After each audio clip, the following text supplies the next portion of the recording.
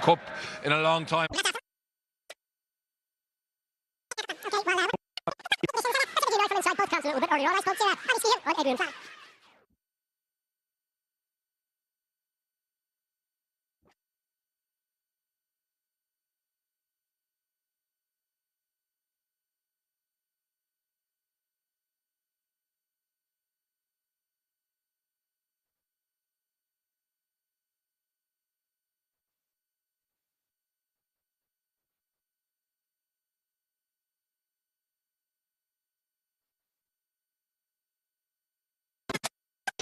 For the future store. What's your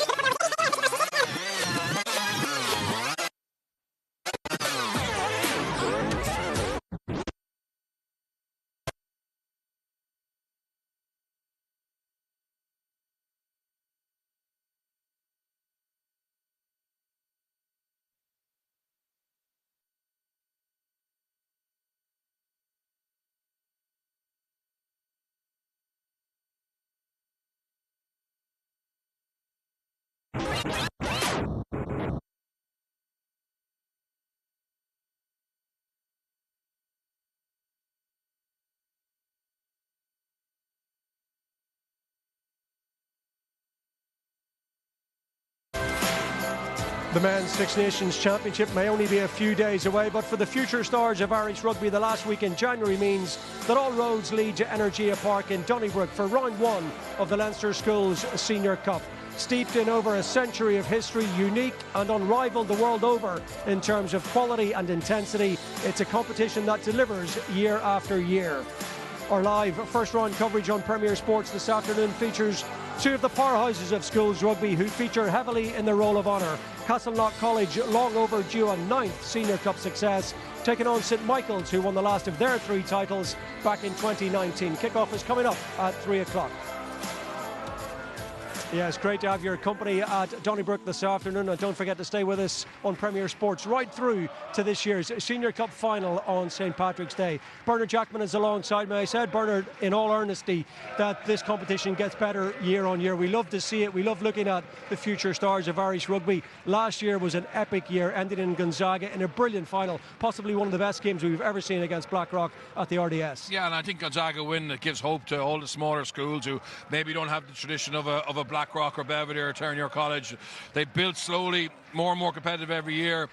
Went into that game massive underdogs, having won a few tight battles, and then pulled off one of the biggest shocks in school's history and have that cup to show for it. And I suppose I've opened the door for Gonzaga pupils in the future, and also other schools, maybe like the Castleknock, to get back to the top table. So brilliant competition last year, and let's hope we have more of the same. Yeah, and we're really looking forward to Castleknock against St Michael's, of course, very, very shortly. A quick word on the opening game Sunday afternoon yesterday. An absolute belter between Belvedere and Clongowes, and a 1-point win for Belvo. Yeah, great crowd here. Clongowes got off to a great start, showed lots of quality, but Belvo just minute by minute just edged away into the game and win it with a late kick. And that's schools rugby. There's a new format. They'll get another couple of games, but not in the real competition, and it's absolutely cutthroat, and that's why the pressure and that these kids are under today, and the supporters are here to see, who can be the best over the course of one game and stay in this competition.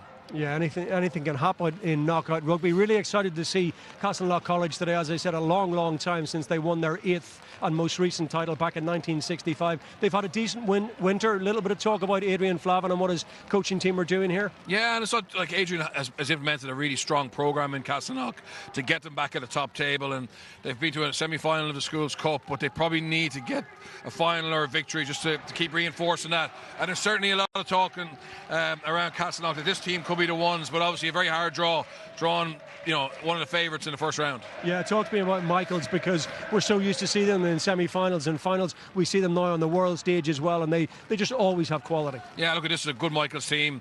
Lost to Blackrock in the first round last year, but narrow losers. A lot of representative players, very well coached, big expectation around them, and they'll be looking forward to get up and started today, and hopefully with a good win for their point of view. What about the wider competition? As you said, it seems pretty open. A lot of really tight battles. Who are people talking about in particular as potential dark horses? Look, at the experts in the schools game in Leinster say this is the most open cup in a long time, and that's after one an outsider won it last year in Gonzaga. The 5 teams I've heard about are Michaels, Blackrock, Gonzaga, Newbridge and Turner. They're the 5 that a lot of people say the winner will come from.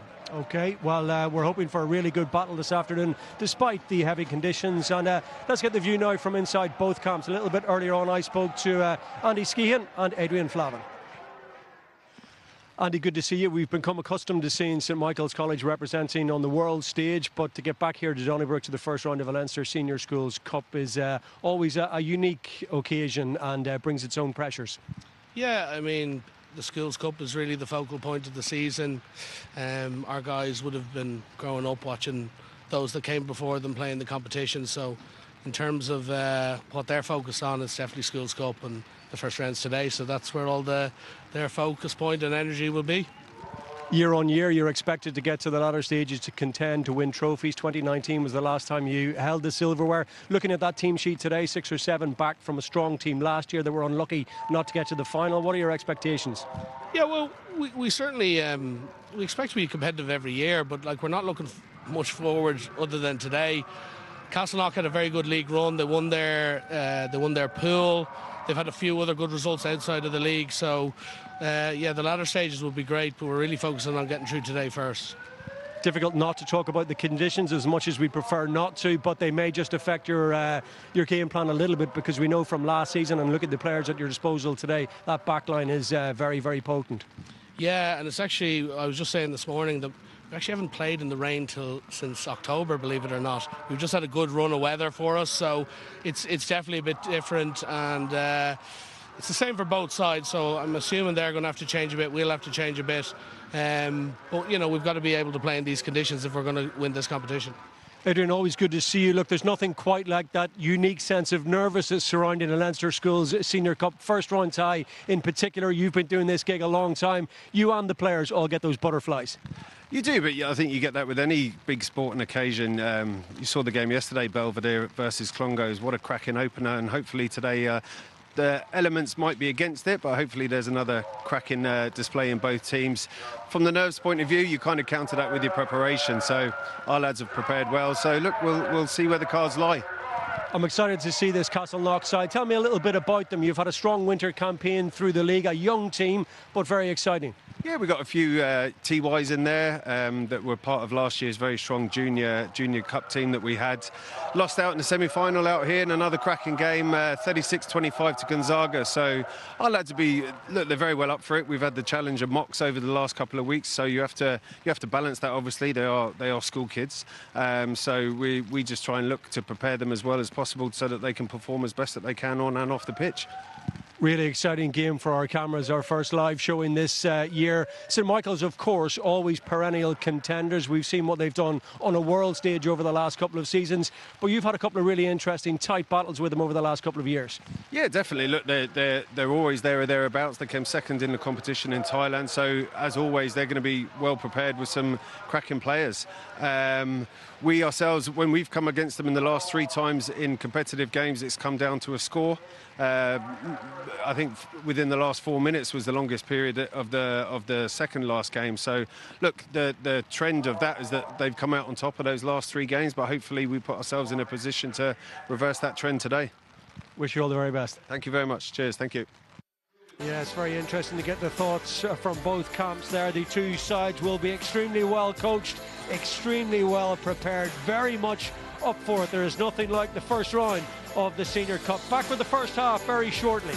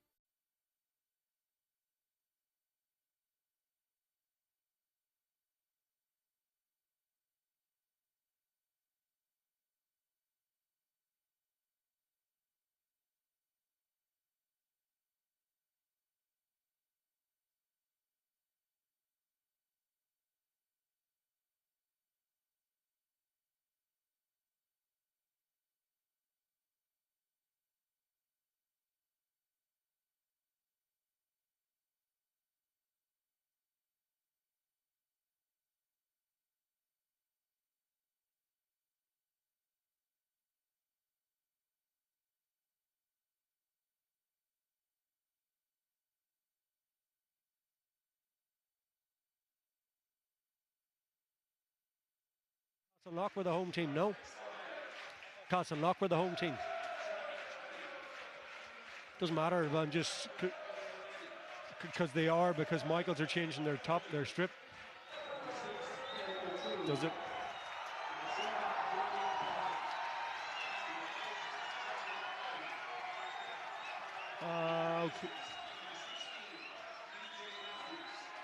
Okay. Okay.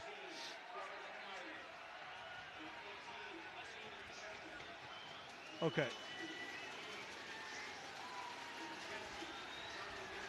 Yeah, no. It makes no difference. No. Just make sure I get the right team. Like Castleknock will be in dark blue and blue.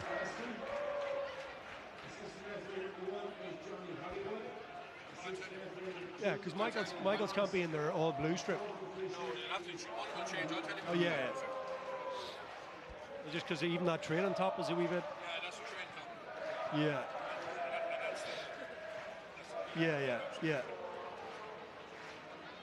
So I'm expecting Michaels to be in white. I don't know. We'll see.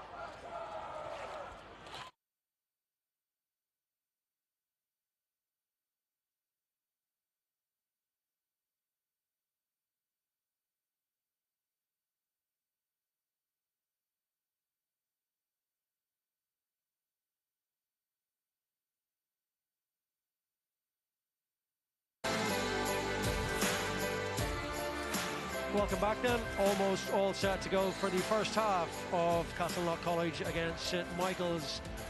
Energia Park is filling up as we check on the two team selections ahead of this first round encounter. St Michael's boasting a huge amount of experience. Andy Skehan recalling no fewer than 7 starters from last year's Titanic battle against Blackrock here.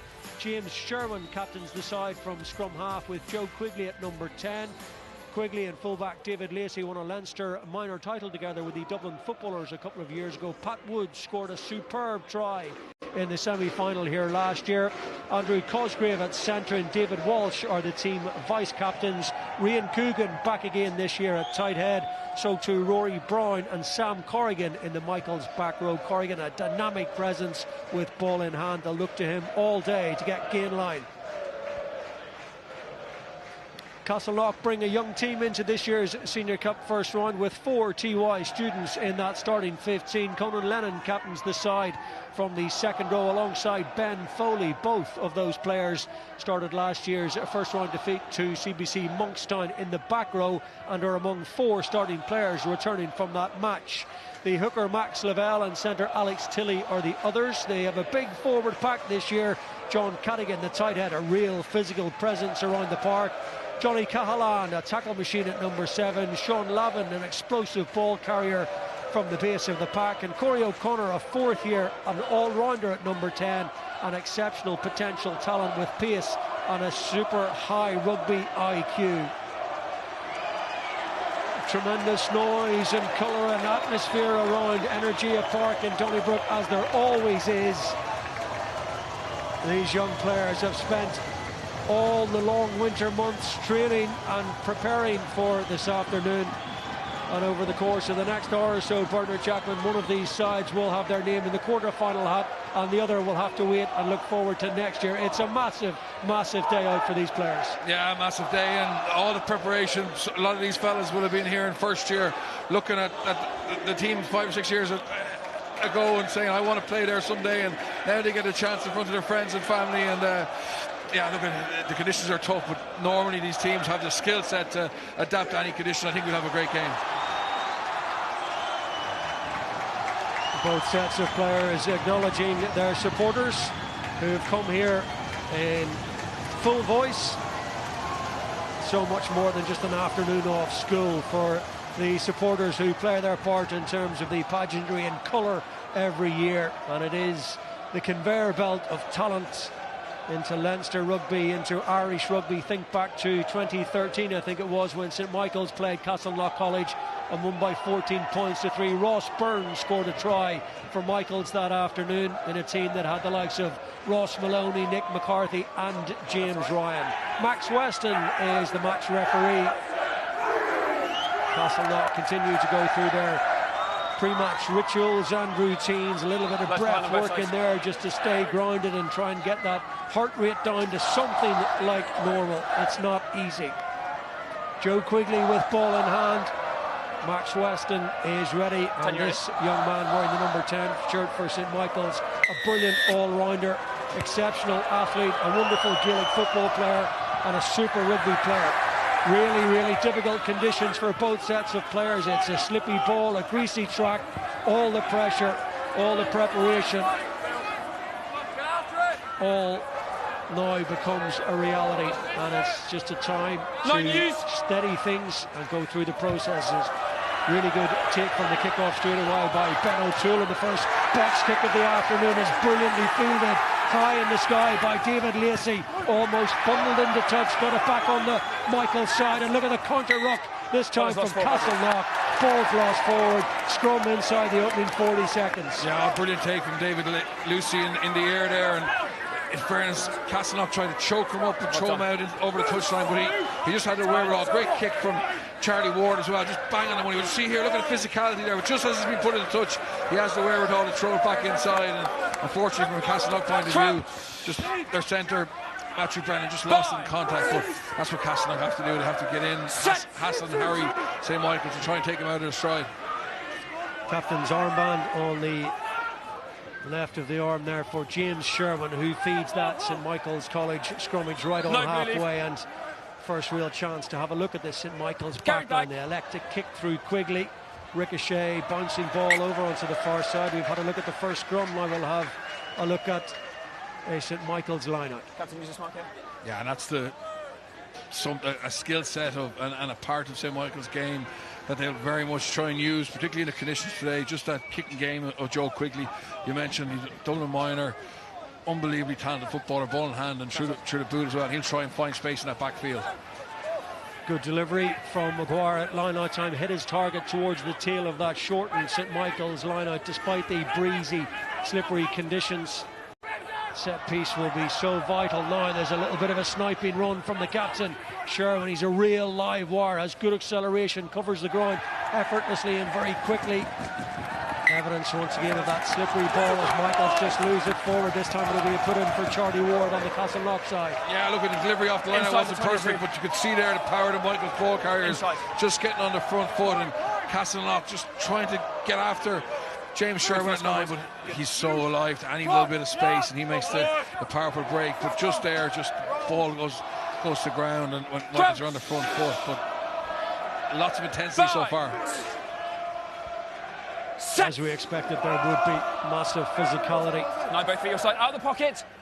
Secured at the pace by Sean Lavin, who breaks away, and he's immediately tackled by Rory Bryan on that open side flank for St Michael's. Really strong Michael's back row. Joe Elliott on the blind side flank, and Sam Corrigan, I recall from last year, a brilliant ball carrier, as I said. Now then, Castleknock from inside their own 22, electing to use the boot and kicking it tight down the tram lines on that left-hand side. And there's always a little bit of a gamble kicking to this Michael's back three. David Price stepping in off that right-hand side. Lucy likewise, and Pat Wood on the left wing. Dynamic, brilliant, explosive back three for Michael's. All very comfortable with ball in hand, and here is Lucy with support on his outside from Pat Wood. A brilliant challenge to bring him down shy of the Castleknock 22, but Michael's will recycle. Quigley swallowed up by a sea of blue, dark blue jerseys. It's nasty injury here on the left-hand side, Connor, just in that tackle. But hopefully he's okay. It looks like a concussion. The referee hasn't seen it. Knock on advantage.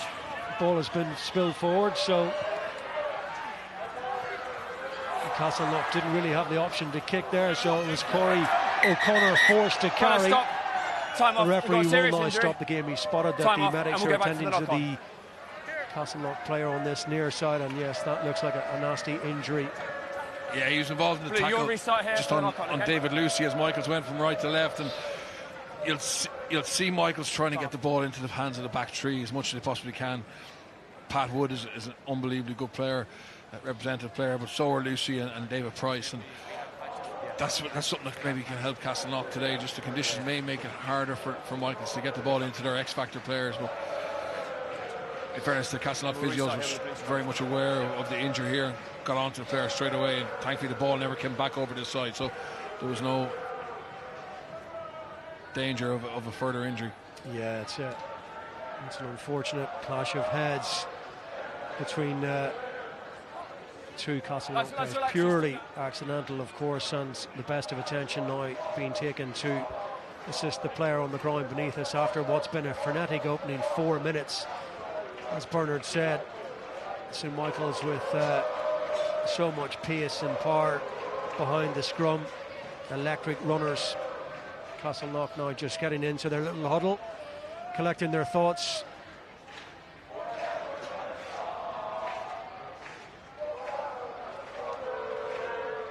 Yeah, it's been a feature of this Leinster Senior Schools Cup over the last couple of years, the increased competitive nature of the teams coming out of the league. So the bigger schools per se, the Michaels, the Black Rocks, the Terniers don't play in the league competition, but now you have teams like Castleknock, Gonzaga, Newbridge who have come into this cup competition and been more than competitive, and it's just increasing the strength and depth that's in the schools rugby. The bigger schools tend to have traditional friendlies against the top Munster teams, top Ulster teams, and the league gives the Leinster teams a much better competition structure.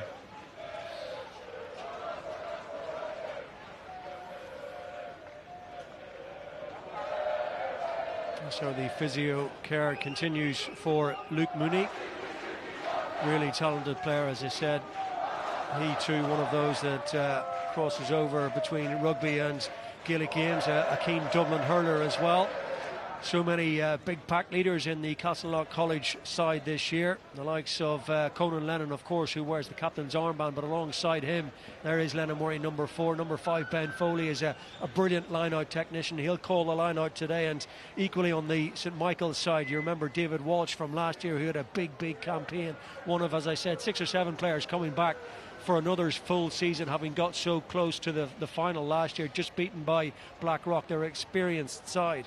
Yeah, very, very strong side. And that's the way it is with Michaels year on year now. You just seem to have that balance of having 6 or 7 players who are Leinster under-18s in 5th year and come forward and play Cup 2 years in a row, and the odd one plays Cup 3 years in a row. And looking on the other side, you know, Corey O'Connor, who's playing out half for Castleknock. He's only a 4th year. Both brothers played SCT over the last couple of years. Really talented young player, and you know, they'll get great experience out of this, and they'll be there to lead the way for next year's 5th years and so on. And yeah, it's an unbelievable part of your school journey if you can be part of an SCT and play in this school's competition.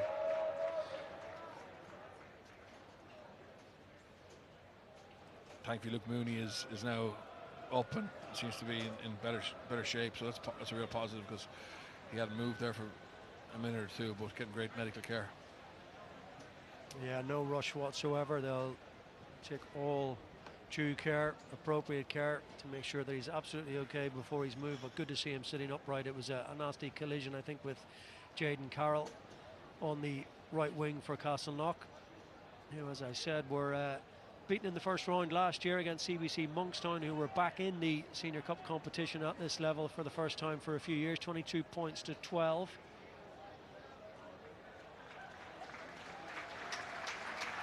So Harry Matthews is the player who's going to be introduced to take the place of the unfortunate Luke Mooney.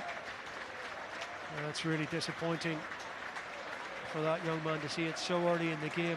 Purely accidental, just a really awkward, nasty collision, and I suppose the most important thing is that he's okay, and good to see him up and leaving the pitch. Yeah, and he's a very talented player. There's been great reports about him over the last couple of years in the school. Had a strong league campaign. So at this level here, there's no HIA. It's literally any sign of a head contact, you're off and you're done for the day, which is really good to see. Set. So the game resumes after that stoppage with Charlie Ward feeding the scrum, and for the second time in a row it's Laffin who picks it from the base, but it's a slippery old ball out there and it's fallen into the hands instead of Pat Wood, and it's Michael's ball just beyond the Castleknock 10-metre line. Brilliant tackle. Ben Foley and Johnny Cahalan together stopping Michaels in their tracks on the gain line. It's already been quite intense, and it's picked up at that same level after the stoppage. Quigley into contact. Porrick Gilday trying to get in a good position over the ball, and it's spilled out the back momentarily. Ethan Black there to smother it again. Sherwin tries to get his side on the front foot again. Quigley sitting deep and sending one skyward, and in these conditions maybe there's a good reason to do so. So difficult. David Lacey. No 7 release.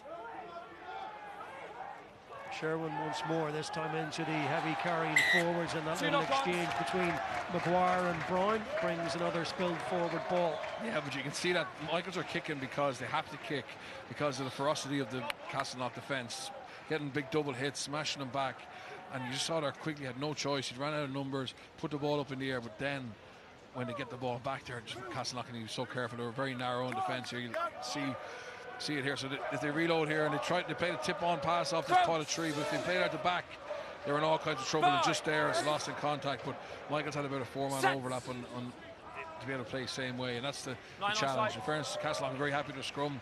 First couple of scrums being rock solid, getting quality possession off that. So they take it up to halfway in the shape of Ben Egginson. Let's carry it back into the half. Hold in front, 4, 8. Backfield coverage, very good from Lucy, and he looks so comfortable under that high ball. Nothing easy, again, it goes without saying, in these tricky, blustery conditions on a wet ball. In tight they go to Rory Brown on that open side flank. Use it.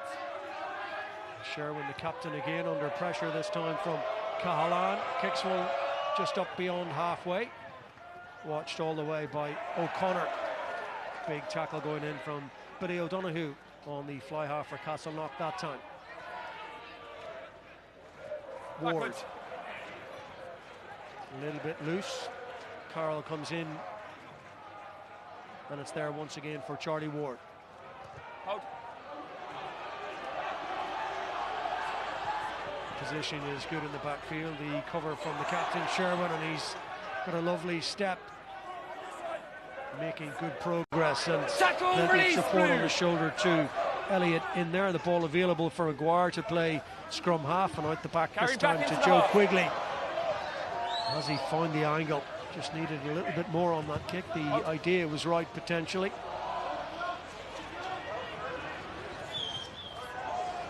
Lucy to Price. We've already seen one little show of what he can do. Maguire again.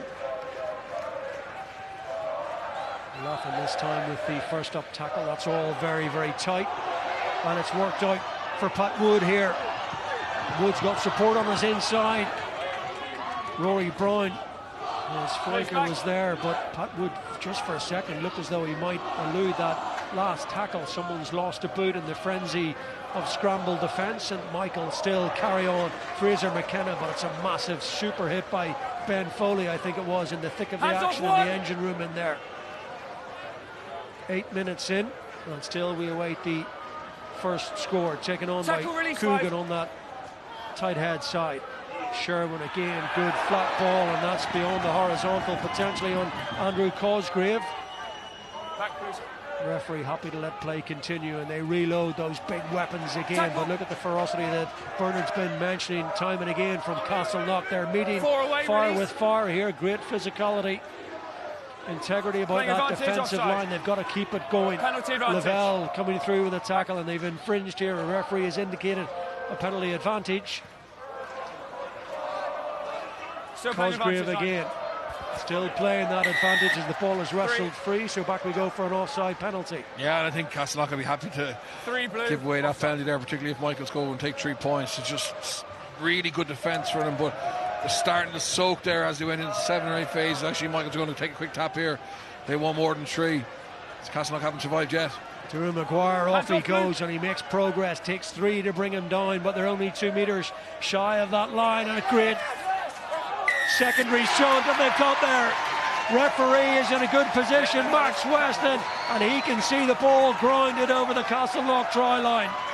From the tap penalty, Maguire didn't quite get there, but on the secondary shove, Michaels have got the first try of the game. That's really well worked and just pure raw power. It's really, really good.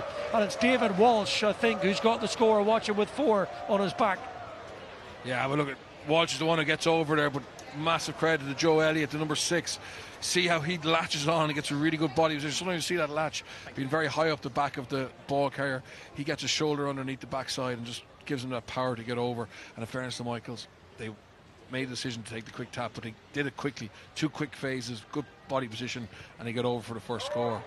But it all comes from just that kick pass across from Joe Quigley to Pat Wood, and we saw just a glimpse of the speed and why so many people are excited about Pat Wood there. Just a little step to fix the defender, and then has the pace to take him on the outside. It took a really big scramble from Castleknock to get him down, but they lost 3 bodies in that ruck, and then Michaels on the front foot. Thank you very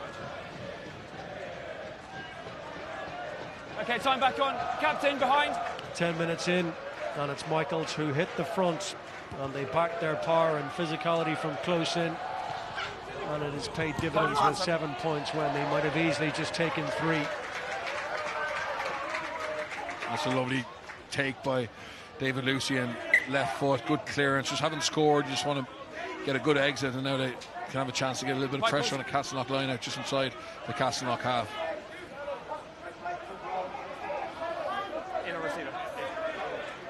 Max Lavelle with ball in hand, his 2nd year at this level, started the game against CBC Monkstown last year.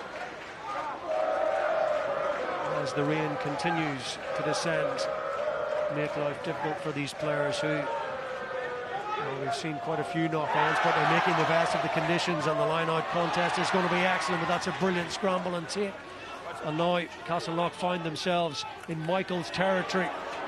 Big hit comes in from Maguire. The ball is eventually back there for Charlie Ward, and now they go flat. Corey O'Connor just trying to hit that short runner, Alex Tilley, I think it was, and we're going to have another look at the scrummage. Yeah, really good defensive work in the air from Fraser McKenna there.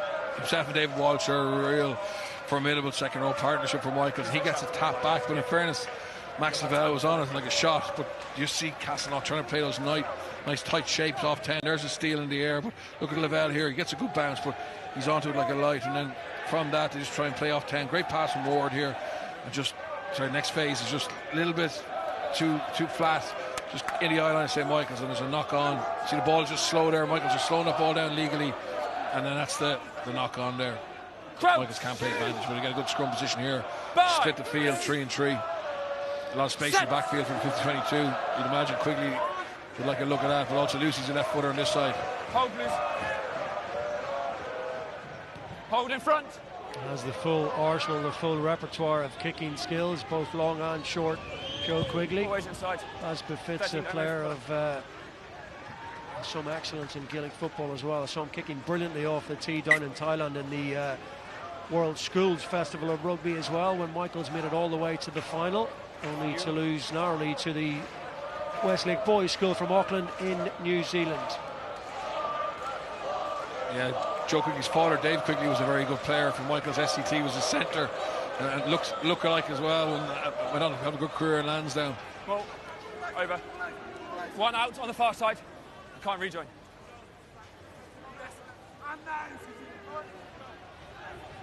Well, you know you've had a good winter, as yes. Andy Skean said, when you He's haven't really outside his played half. or trained in the rain too much since October. I think they were in Thailand when most of the rest of the teams were, Yeah, were in the exactly. muck and wind and rain. Good complaint to have. That was a nice take by Harry Matthews. Good to see him getting acclimatised, having come in off the bench a little bit earlier than he might have expected, but a good opportunity to showcase his talents. It is, of course, as we always say, a squad game, and some of those not even named in the matchday squad play huge parts over the course of the season. Taken that time by Sherwin. They're so narrow, Castleknock here. That kick passes on. Look at 7 roll away. Castleknock, right wingers nearly on the inside post, just trying to get a little bit more weight on it, but Quigley spots this. There's Pat Wood signalling all the while. Big tackles continue to come in from those Castleknock pack of forwards. Big, strong pack. 2 release. Michaels happy to take them through the phases now and try and find a little puncture. There's that flat crossfield kick again to Pat Wood, and he's so dangerous, and the space opens up in front of him, and you cannot give Pat Wood any space whatsoever. Presses the accelerator, and all of a sudden he's 30 metres in advance of everyone, including the support, and Castleknock scramble back and get the turnover. Yeah, it's a really interesting defensive system that Castleknock are using. I know they have to get tight to deal with that power game, but it's a credible amount of space that they're giving Pat Wood over here. Like, it could have come 2 phases before that, but again, Quigley's going to put it out in front of him, and we saw there, he can go on the outside or he can go on the inside. Lovely weighted pass, or kick pass, and then like the scramble is coming across, but it's very hard for the front 5 players to catch up. Now, from a Castleknock point of view, they do scramble really well and get in on that breakdown, but if Michaels can resource that ruck, you'd have to fancy him to score. So it'll be interesting if Adrian Flavin is willing to stick with that system and say, look, if you kick it across there and we'll scramble, but we're going to be able to deal with the power game, or really try and adapt it and get a little bit more width.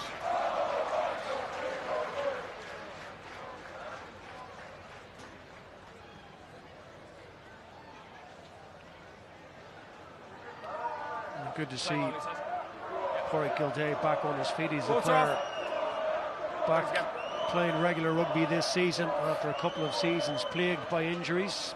Still only a 5th year. It's a big Castleknock front row, well over 300 kilograms, including John Cadigan on that tight head side, who's 120 plus and 6'3", already involved in the Ireland under-19s training.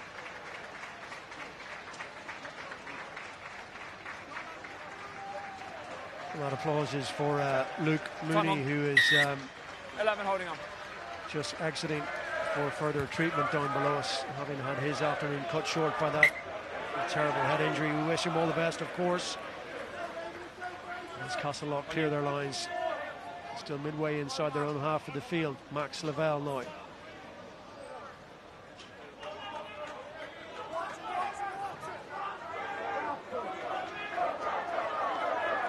Instructions from Ben Foley. One brilliant turnover already, as Bernard mentioned, from Fraser McKenna. Good contest, scrappy ball. It's going to be interesting to keep an eye on that all afternoon. Alex Tilley swallowed up in midfield. Carried back. Please hold. Good pressure on the kick as well. Quigley. Off he goes now, stepping one way and the next. A really good tackle to bring him down, just as he might get up a full head of steam. Castleknock off their feet. Lost feet. 4. Yeah, that's the problem when your kick chase doesn't deal with that catcher early, and you got someone like Joe Quigley who's going back against the grain, has got footwork and breaking tackles. There's a danger of just panicking and trying to kill that ball, and you saw Castleknock there just been a little bit overly ambitious at the breakdown, and now they're going to have to defend the line out a little bit closer in. But this is brilliant by Quigley. He knows exactly where the touchline is, goes back inside, little step, and you just see there, look at his bodies, his Castleknock bodies everywhere. Referee eventually says it's against Conan Lennon, but I think the tackler not rolling away is probably in his eye line as well.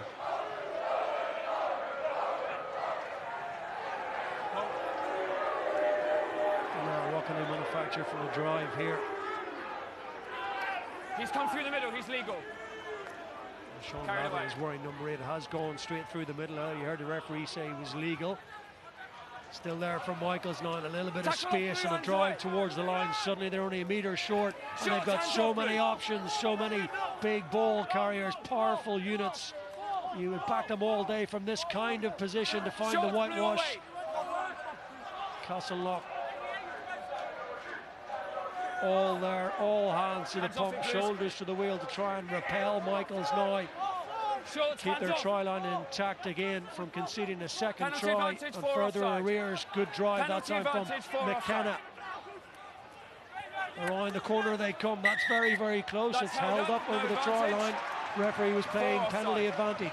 Yeah, it's a brilliant defence by Castleknock. Just their ability to get down low against the Michaels pack were very organised, very dynamic, but he just can't spend too long down here now, and obviously giving away that penalty, it's just going to come again. You've got to get back on the side before you get back involved in the game. Incredibly hard to do because Michaels are arriving low with a latch. And you've seen the Castleknock players put their body on the line. And Charlie Ward just comes in to try and block it off there so the referee doesn't get any angle on it. But I think it genuinely was held up. But now we're nearly back to where we were a few minutes ago. Penalty this time on the left-hand side of the post. That they're going to tap and go, and Castleknock will have to do it all over again. Treatment. We're just waiting for the physios to leave before Joe Maguire becomes the centre of attention and the focal point of this tap penalty for Michaels, and off he goes. Back foot, please. They're queuing up around the corner. They've made good progress right in the shadow of the posts, right underneath the posts, and a second try is there for the taking.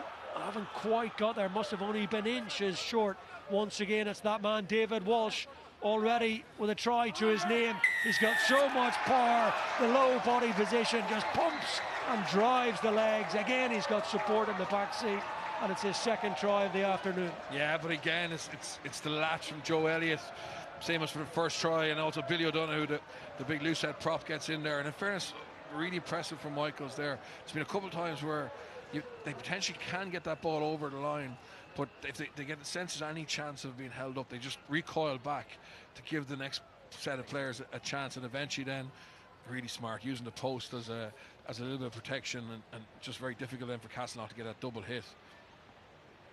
In fairness to Castleknock, they're putting the bodies on the line, they want to make those tackles, but it's just wave after wave of good attack and good organisation from Michaels. Yeah, as you said, so easy to lose your composure there. White line fever, they call it, but that's some good rugby smarts, and it's a second try of the afternoon already for David Walsh in that second row as we approach the 20th minute. And it's the Michaels support in full voice.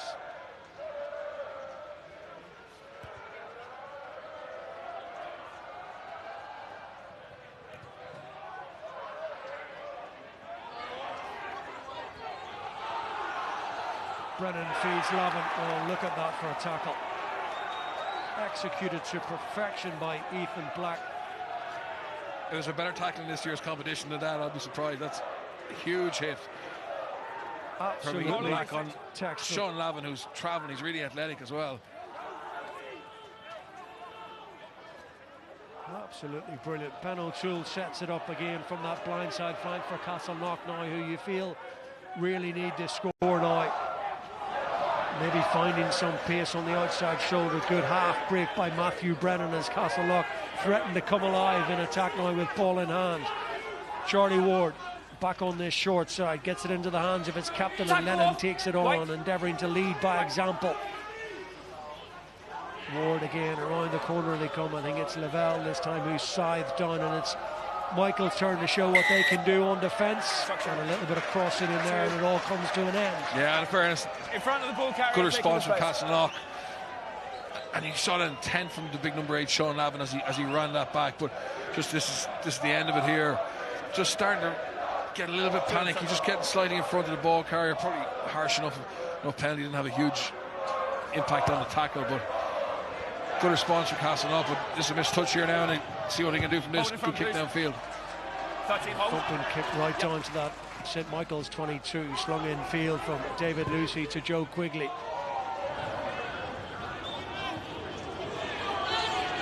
Is it on for Castleknock? Can they manufacture something here? Another big tackle goes in. This time it's the opposite number 8, Sam Corrigan, bringing down Alex Tilley of Castleknock. Ward. Ruck, hands away. Back. Charlie Ward lines up his big man again, and it's ripped in the tackle, and Maguire has it, and again he wants to play, and Michaels have numbers potentially if they can pick their passes, and Pat Wood just spills it forward. But yeah, there's another warning sign for Castleknock. Any turnover. Yeah, in fairness, it looked like it was on there, but really good scramble across by Jaden Carroll. He waited for his inside defence to catch up.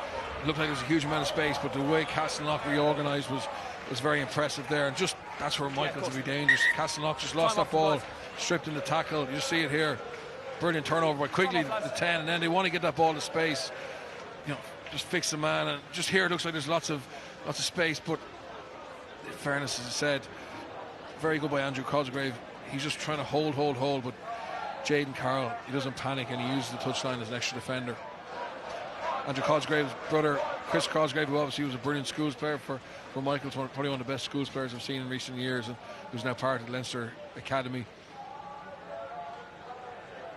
Yes, he played on that 2019 team, if I'm not mistaken. Double that year for St Michael's. But Jack Boyle, Lee Barron, Andrew Smith. Jack Boyle back in doing a little bit of help as well this year with Michael's. Yeah, obviously very good prop for Leinster, Ireland under 20s, and is now pushing through to try and, you know, go head to head with Andrew Porter down in the future as the loose head for Leinster. I know Leo Cullen rates him very highly, and he's doing a little bit of work with the scrum in St Michael's SCT, and his younger brother is on the JCT, Herbie Boyle, who's one of the brightest stars in Leinster underage rugby. He's only a second year, but he's running amok at JCT level. It's in the genes and in the DNA. Scott Penny doing a little bit of contact work as well at St Michael's, so they've plenty of role models in the recent past and indeed down the last 10 or 15 years. Yeah, and speaking of role models, well, obviously Castleknock's past pupils, Devin Toner was in with him this week presenting the jerseys, and yeah, there's some great players come from both schools. John Gibbons as well, who was a superb Ireland under-20s player, has now gone down to play his rugby at Munster. Was in with the Castleknock lads in the recent past as well, as they focus on a massive first round outing against Michaels. A couple of tries to try and eat into the deficit here. No blue ruck 8. It's an 8. It's a ruck. Nice leg drive there, and a little bit of footwork from Rian Coogan, just getting them over the gain line. Swirling breeze around Donnybrook, as there often is, particularly at this time of year, to go along with the damp conditions, making life difficult for the players. Both sides playing with excellent tempo. A good service from the scrum half. Sherman now gets this set. Michaels backline moving again, and it was never really in the grasp of David Price to release the passes he would have liked. Yeah, but you can see the shape there. Big carry from Rory Brown, and then they just have it all set up, a little dummy switch, pull it back, and both wings trying to connect together, and just doesn't get into David Price's hands quickly. But if he gets that into his hands, there's a little bit of space for Pat Wood down this side. So just the conditions probably letting Castleknock off the hook here a little bit. Difficult for Michaels to play with the same width that they normally do.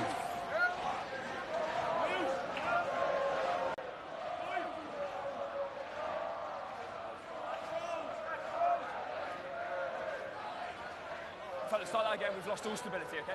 Yep.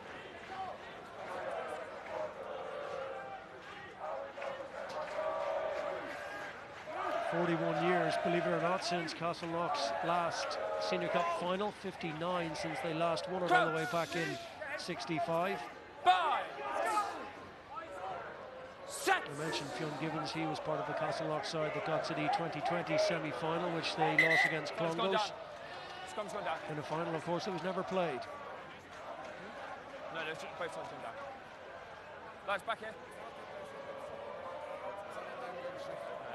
So Charlie Ward will go again.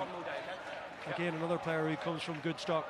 Yeah, his father I played was father Pat Ward, big farmer from Meads, played for Lansdowne for many years, then Clontarf, but was an oversight for Leinster at the early stage of professional rugby. Really good player, and we saw his son last year, Charlie, play in this competition. Very promising, very tough, very good basics. Yeah, and he's someone that Castleknock trying to build a team around. Look at that pass, right in the money. Can they manufacture something here with the strong running inside centre Matthew Brennan? White's release and roll. They've been met with ferocious defence time and again from Michaels. Side entry. Penalty this time to put themselves into good field position. Opportunity for Corey O'Connor. Yeah, and Castleknock probably needed something like that, just a little bit of a discipline between the 10s, just to give them a chance. This is their first bit of possession in the 22 from memory, and you know their lineouts look solid. It's very difficult for them to win quality ball. You see here's the counter ruck here from Castleknock. Jim Michaels try score. Fraser McKenna. Referee feels he's crept up the ruck, but if they can get the ball down here, it'll be interesting. Adrian Flavin's a very good technician forwards-wise, and has he got something up his sleeve here for this kind of area? It's a brilliant kick, wasn't it, from Corey O'Connor? Absolutely superb in these difficult conditions to get us all the way to 10 metres on that far side. Lots of moving parts, lots of deception and decoy, and then it's a straight-up line-out drive. And that's a really good shape. Low body position, long extension, and Lavelle has it at the back. Michaels need to be careful now. They splinter off and run through. They must be over. That's a brilliant try. Right on cue. Castleknock find their way to the Michaels try line. Max Lavelle with a try. And as you said, Bernard, between Adrian Flavin and Killian Hickey, they have the IQ to manufacture something like this. Yeah, and you said they were a big pack, and you saw it there. Once they get their technique right, Ben Foley's the one with a catch, but then look how quickly they shift off, and then again, I love this. It's actually nearly stopped, and they rebuild, stay patient. As you said, Killian Hickey, very promising coach at Clontarf as well. And then once they get a little soft shoulder, they don't wait for any second chance. They just get over, and Lavelle gets in there. And look, for them to win this game, they need to find an area of dominance. And to be honest, so far it's been neck and neck. But maybe that's it for them. Maybe they can dominate a set piece at line-out time and maul Michaels, because you know when they try to run the ball against them, Michaels have had the upper hand defensively, and that's going to give them a huge lift close to half-time.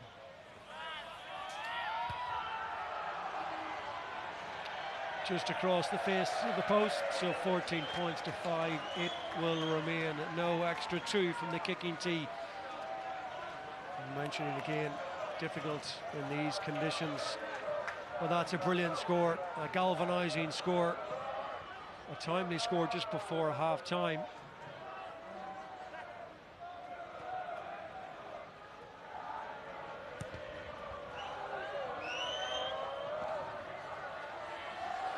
Good take again from Ben O'Toole. Use it. Explosive player. They have a lot of pace in this Castleknock team. No, two. Ben O'Toole and Jayden Carroll. Corey O'Connor, part of a relay team. Some excellence, 4x100 metres. Charlie Ward then pumps it into the afternoon sky. No one puts a name on it, and then it's seized upon by Laffin. Need a scrum half. Cahalan will do that. Cadigan, this is better from Castleknock. Tails are up. Encouraged by that score, and now Gilday. Ward once more. Maguire available. Instead, it's in behind, and that's nice. Beautiful hands. Lovely exchange. Egginson, Brennan, all getting involved. Carroll as well, who looks really dangerous. O'Connor again pulling the strings. Tackle off one. He's getting great ball from Ward, and behind a good pack when they get front foot ball. Lennon now, the captain, takes it on. That St Michael's 22, only a couple of metres away. Big hit goes in on the Castleknock tight head this time. O'Connor dealt with firmly, and was that forward from Ben Foley in the tight contact. It's a good game now as we tick towards half-time. Time off. Yeah, it's an interesting shape from Castleknock. They're not really looking to get the ball to width. They're playing back down to 15. Go left, go right, and it comes from a brilliant kick from Charlie Ward. When they've kicked that ball long, Michaels will come back and hurt them, but when they made it contestable, obviously they can get that ball on the front foot, and we just saw here Sean Lavin explode to life, and just they play a really short pass here, good carry from Cadigan, and then they come back to where they came from, and just for a split second there's a chance the next phase they're going to get that ball to Jaden Carroll in a bit of space. So that's probably what they need to do. You see it here, little lovely offload, and then just there he's back against the grain, and you just got to get Michaels back on the back foot because they're so well organised defensively and they fill that front line so well. So good tactical play from Castleknock, but unfortunately they lost, and more importantly they just hope they don't lose a second key player for them here in Cadigan, having obviously lost Luke Mooney quite early in the game, and Cadigan was a big part of that try. He won that back edge of that line-out ball, and we've seen some really good carries from him as well. Right ankle is the problem. Let's hope it's not another really big problem for Castleknock. Important player. And certainly that Max Lavelle try has really lifted Castleknock at a crucial time in the game, having gone a couple of scores down to the second try from David Walsh from that tap penalty. But there he is, he's taken his try really well. It's a brilliant team try in many respects, because delivery is good. First of all, the fetch from Ben Foley, and as you say, Bernard, the reorganisation then after Michaels looked to have made inroads and got them stopped, they went again, and then once they splinter clear, you know it's going to be a score, and that's brilliant work. Yeah, it's so difficult to get that secondary drive which they got there. You know, it's brilliant work at the start to win that edge, really well compacted. But usually when teams stop it, then you know the defensive team are in control. Defensive team are in control, but Castleknock just dipped again, went again, very aggressive, and really well controlled at the back from Max Lavelle. So let's have a look. He's back on his feet, John Cadigan, which is a huge bonus for Castleknock, and they're going to certainly test that ankle now. Okay, time on. Throw! Scrimmaging down there against Billy O'Donoghue. Set! Rian Coogan against Corrick Kildare on the other side of affairs, and out the back it comes.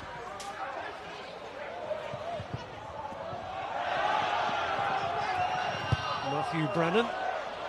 A good kick back downfield and straight down the throat of the Michaels captain, Sherwin. Quigley now always has that antenna working, looking to see where the space is. Can he use that array of kicks that he has? Yep. Always trying to sniff out the potential for a 50-22. Now, has that drifted? Yes, it has.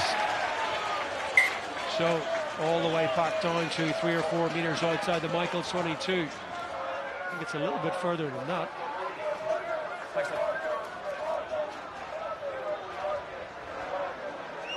Your side, please. Yeah, just beyond the 10-metre line. Max Lavelle will try to fire this Castleknock line out again. Castleknock. Fellas, captain tempo.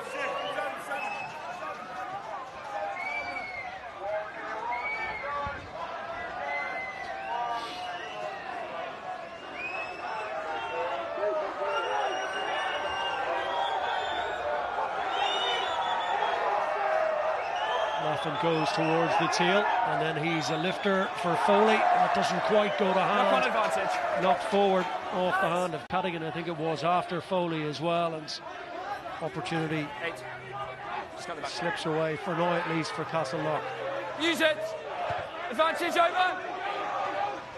Sherwin, huge height and hang time on that. Quigley with a tackle.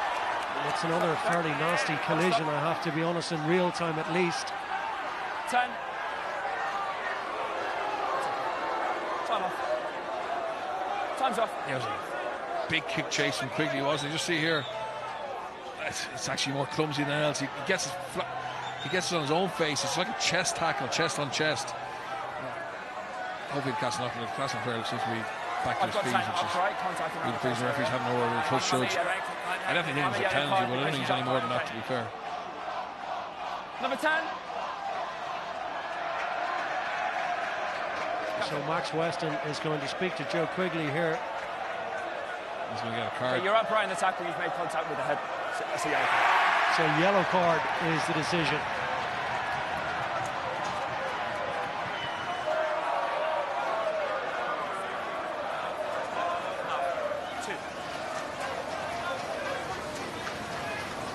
Okay, time on.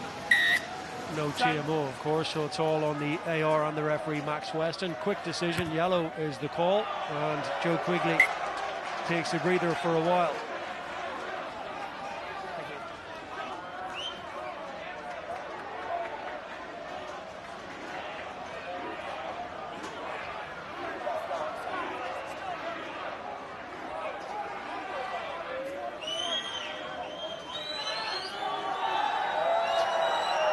Castleknock College have cut it down to 5.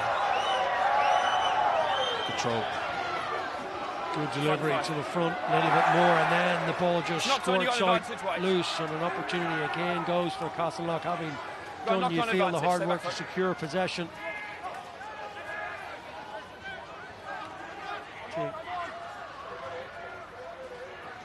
Advantage over.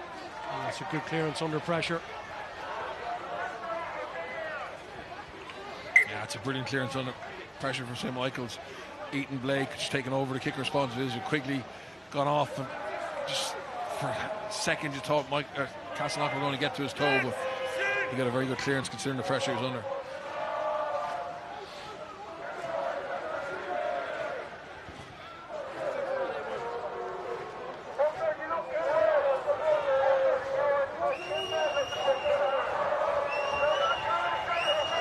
So 1 or 2 little teething problems and issues to sort out here for Castleknock. That's, well, 3 in a row really that have gone awry, and it's offered the opportunity for Rory Brown to make really good headway up into the Castleknock half of the field, put Michaels on the front foot.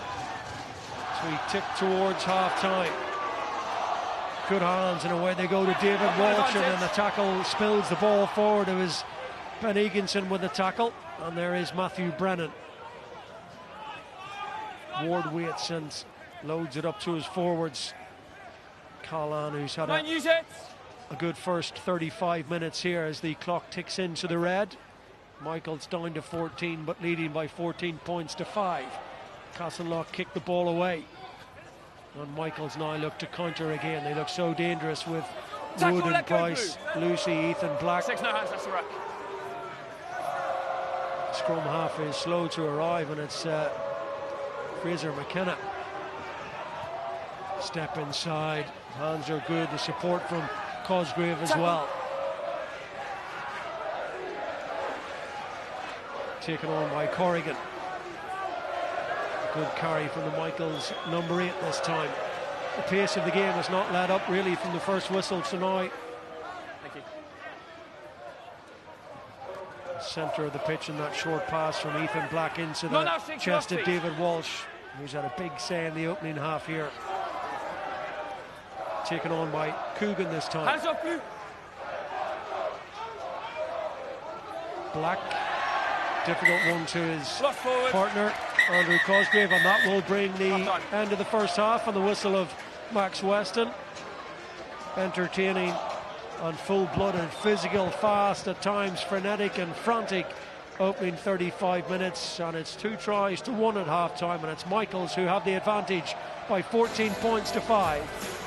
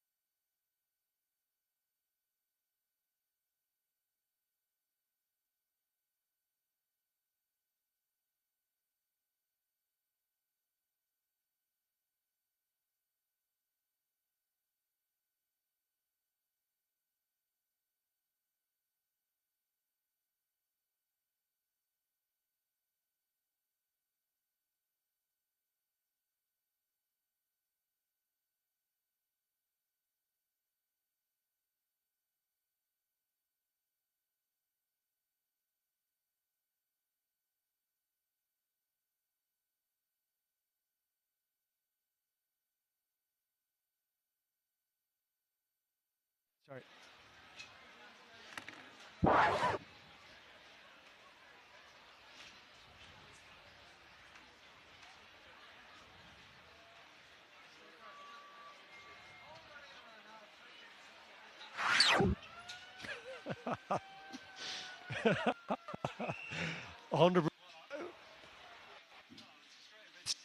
That's straight red, 100%.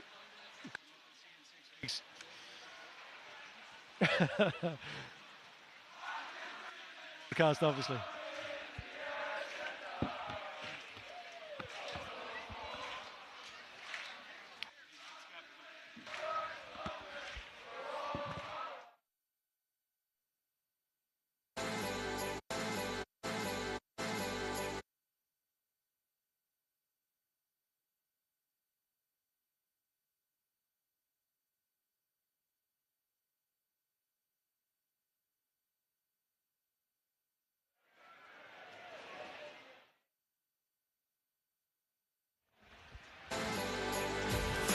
Welcome back then to Energia Park in Donnybrook. The two teams taking a well-earned breather at half-time and receiving some words of wisdom from their respective coaching tickets at half-time. Really entertaining game. Michaels have it at half-time by 14 points to 5. A couple of tries from David Walsh and then that reply from Max Lavelle from the set piece with about 5 minutes before half-time.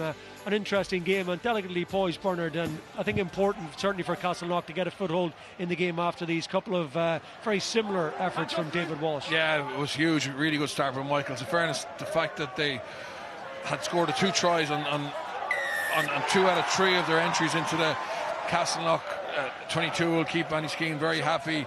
Similar, as you said, just good patient play from the forward pack, just not letting Castleknock off the hook. And Castleknock's defence, as he said, is just so brave, so technically good, but eventually the power and the organisation of Michaels pays off. But just when the game seemed to be slipping away from them, you know, they got that penalty just on the 10-metre line, great kick to touch, and then this is excellent. This will give them massive hope. Just see the way they build the back of that maul, get that goal forward, really well organised at the back by Max Lavelle, but it's the players at the front, it's Cadigan and Cole, just staying in the fight, organising, dealing with the Michaels resistance, finding that soft edge around the left hand side. And you know, as we said, Killian Hickey and Adrian Flavin, their 2 forwards coaches, will be absolutely delighted with that, and that just gives them a little bit of hope. And here's the yellow card obviously for the Michaels 10, Joe Quigley. You just see the speed that he leaves the line. Pat Wood are looking to get up there. As I said, I think it's way more clumsy than anything, and there's no malice in it. He's just trying to put in a big tackle, and thankfully both players are fine to carry on, and Quigley back on the field in a couple of minutes, and he's been really impressive.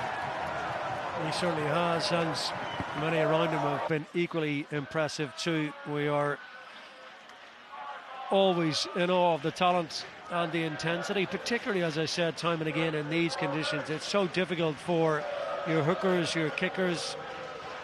James Sherman and Joe Quigley have worked wonderfully in tandem. Charlie Ward's box kicking has been excellent. They've spent a lot of the time on the back foot as well, Castleknock, and they've dealt really well with what Michaels have thrown at them in the wide areas. It's interesting that those 2 tries have come from those close contact situations, those tap penalties from that Michaels pack of forwards. Really interesting to see how the second 35 minutes develops here.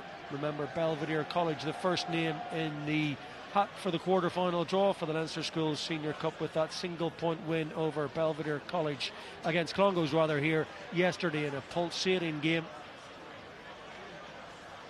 Michaels haven't actually been to a Leinster Schools Senior Cup final since they won it last time in 2019, and they're meeting with stiff resistance from Castleknock this afternoon, so far at least.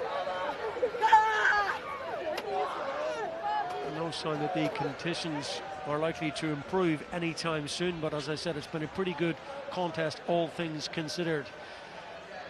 And some interesting first round ties as the first week develops. Kilkenny College against Terranure, Newbridge against Ross Gray, CBC Monkstown against St Gerard's here tomorrow afternoon.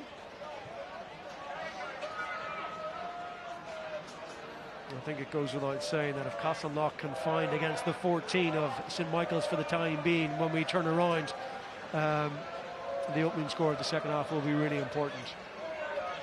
Yeah, that's what Castleknock need to do. They just need to stay attached to Michaels going into the last 10 minutes. You look back over the last 4 or 5 years, you know, no one's pulled away from Michaels and won easily. It's generally been in the hopper going into the last 10 minutes, and that's when they have to hope that the pressure will get to them and an error will occur. I think Michaels going to be incredibly hard to beat, but certainly for Castleknock, they just need to stay as aggressive as they are defensively and just try and build maybe another score, get down there, take 3 points and wait for an opportunity to go and chase this game a little bit harder and take a few more risks.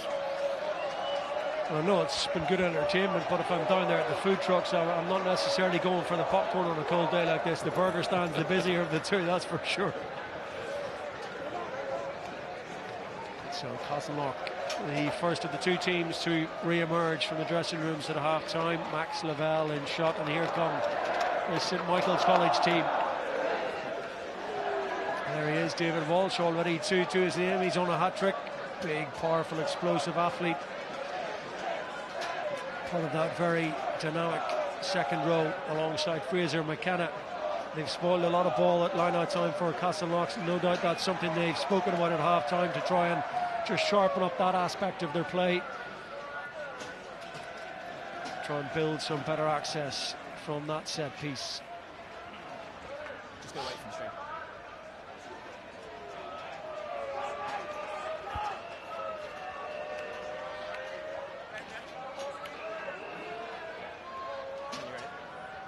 So Max Weston just going through his final checks, and he will signal that we are ready to go then for the second half. Castleknock get us underway and thump it down into the Michaels 22. David Lacey, excellent, really impressive in that opening half. No frills, no fuss, clean exit. Remember what I asked at half time. And a reminder, as Bernard said, that Joe Quigley is in the bin for the opening portion of this second half. So the onus really on Castleknock to try and seize that numerical advantage. Feels like a big line out, and it didn't go to plan. Backwards. It's gone backwards though, and they scramble and manage to keep a hold of it. Just to let you know as well that Ben O'Toole has gone off and Johnny Ginnity has come in, so a change on the Castleknock side at half time as that's scrambled up by Sam Corrigan, tackled by Alex Tilley.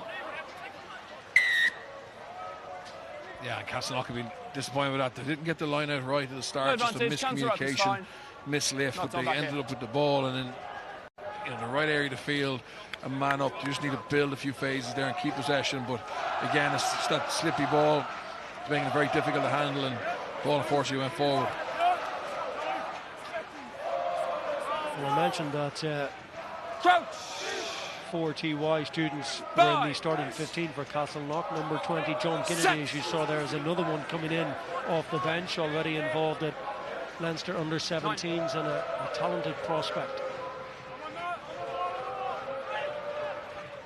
Sherwin. Just hold in front, 8-7. Thank you. Harry Matthews tracking backwards, never took his eyes off it. Seen some strong running from Matthew Brennan in this game. Ward once more. 2 get out the tackle.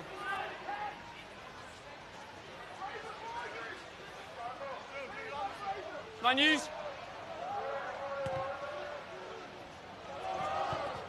Again, Ward kicking, and again it's dealt with really well by Michaels, and on this occasion by Ethan Black, and then it's spilled loose. Scramble for it. Castleknock possession once more. Cahalan. Joe Quigley will be back with us inside the next 60 seconds or so. Use it. Advantage over. Long, high, hanging kick again from Ward. Maybe just a metre or 2 further than he would have liked, but readjusting potentially to the conditions in the second half with a breeze maybe a little bit more behind his back. Michaels get the penalty. Yeah, good carry from Michaels, number 7. Roy Brown has been really active and busy, just cleaning up some messy ball. It's just so hard for the ball carrier when they're trying to present that ball. It's just slipping off that greasy 4G surface, and you're seeing a lot of balls pop out the side of rucks, and very difficult for both nines to deal with it. Really good work in the backfield. Just right up at the Well, break. Eaton Black, we just see here, just as he's trying to present that ball. Fairness, good pressure, On but your front man, please, captain. well tidied up.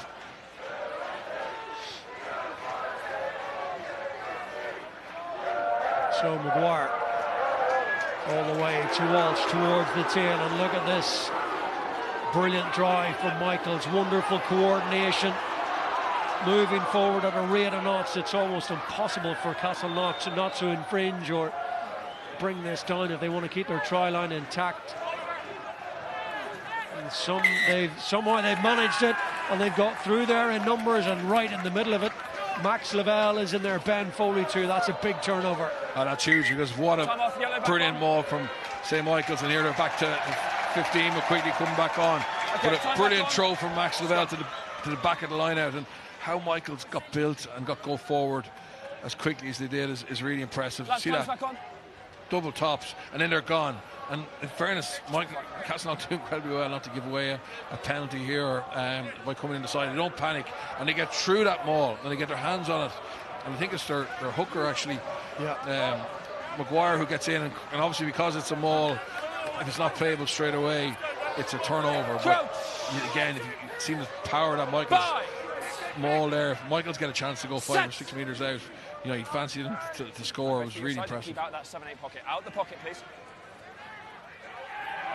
Oh, they pick off the base, and this time Sean Lavin is stopped in his tracks. They've read that well, and there was hands locked on. Lavelle couldn't get spin round to present that on his own side, and it's a penalty. 2 top penalty tries already. Yeah, but it's given a team like Michael's back-to-back possessions 5 yards out. You know, they escaped the maul threat, but now for the third time this game, can they escape this? They might have a turnover there. Maguire leads the charge. There was a Castleknock player in poach position. There's the try line. The referee is on the other side, but he can eventually see it, and he can give it. And it's a third try. Michael scored first in the second half. And it's Corrigan, and in fairness, he was involved in that winning penalty because Castleknock picked against the grain. Here's the first one. I actually think Castleknock are very unlucky here. See that ball's exposed, it's being lifted. Referee allows the ball carrier to hold on to it, and then you see Leinster play that quite a bit, or they sweep back on the second phase with Corrigan. Obviously Leinster on the 19th spare, very powerful ball carrier. Lots of Castleknock bodies there, but he just couldn't deal with his strength, and that's massive. But he'd been involved in it from the scrum. Castleknock got caught behind the gain line with Sean Lavin from a big hit from Rory Brown and Sam Corrigan, and that led to the penalty.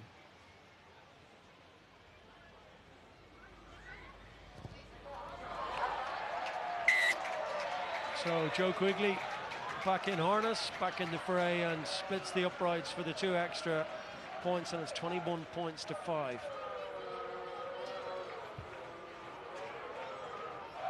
So a real pattern emerging in the game then as Michaels go over from close quarters once again. This time it's Sam Corrigan to follow the 2 tries in the first half from David Walsh. It's not a very good clearance kick as well.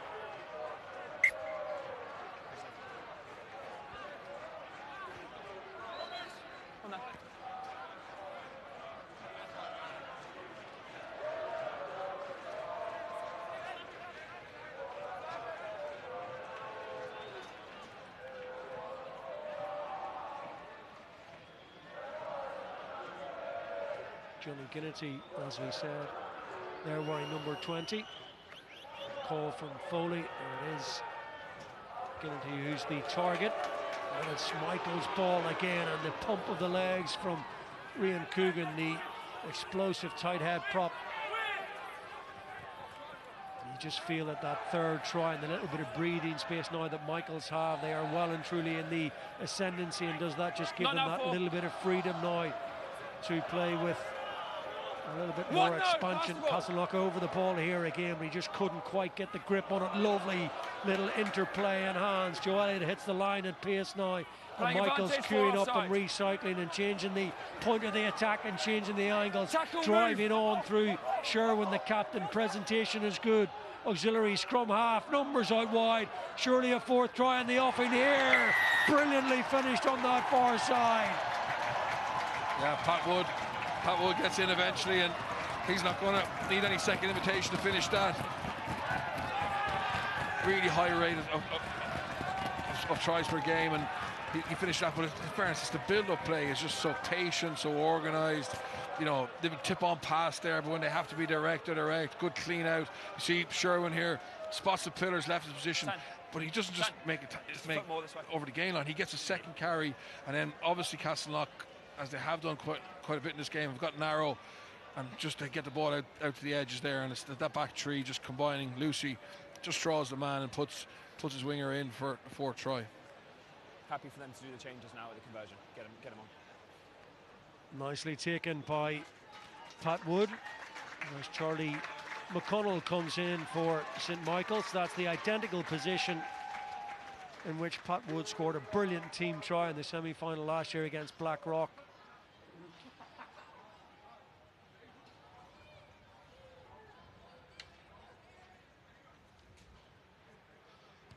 How's this for difficulty?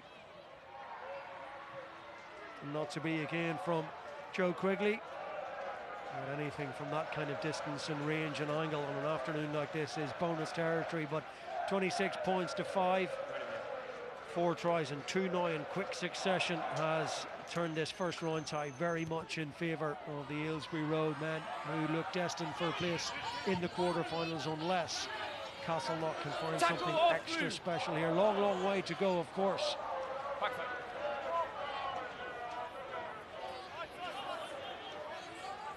Taken on by Rory Brown. I've been impressed with him. As Bernard said, he's all action, both sides of the ball. Good presentation from Fraser McKenna, that long body position. And now taken on again by the aforementioned Brown on the open side flank. And those little spaces on this David Walsh rampaging run, brilliant athlete, long loping stride, and look at the gain of territory. That's brilliant invention. Bounce back in field, makes it difficult for Castleknock, and that's going to be a St Michael's line out.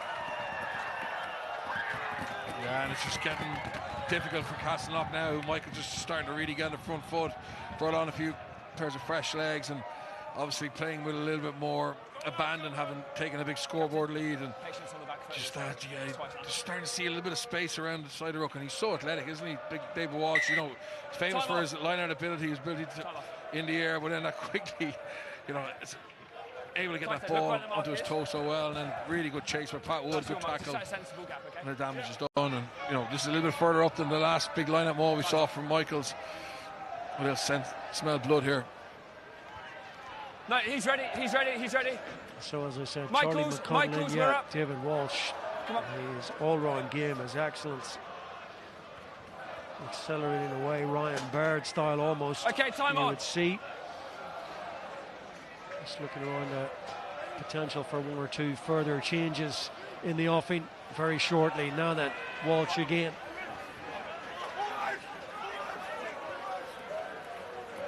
Carried. That's the tackle. Maguire. Support arrives. Sherwin's had an excellent game. Foley now is powerful, and he's all the way to the line. No the referee, double movement. yeah, he's going to say his knees were on the ground before he propelled himself forward. Double movement. Tackled and held. Yeah. 4. Castleknock get off the hook there, but in fairness, Double it just movement. seems every Michael's carry now is a little bit more dominant, whereas in the first half, Castleknock were getting 2 men hits. That's not momentum, it's just relentless. And you see here, even for a big man, he wins that first initial collision. Time off, changes. He just can't help himself.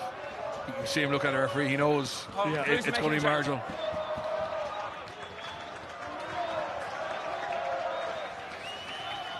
So Robert Nyland coming in for Porrick Gilday in the Castleknock College front row.